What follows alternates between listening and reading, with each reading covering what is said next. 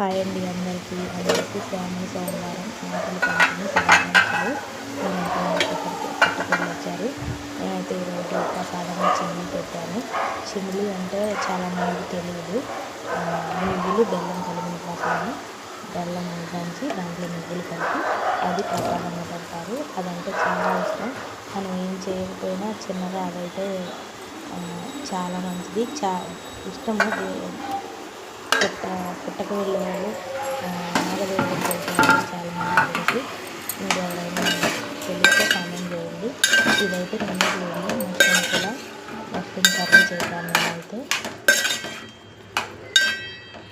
ఎంత కలర్ఫుల్గా ఉందో కర్రీ. నేనైతే శ్రావణ మాసం నాన్ వెజ్ తిన్నాను, అందుకని మష్రూమ్స్ తీసుకున్నాను.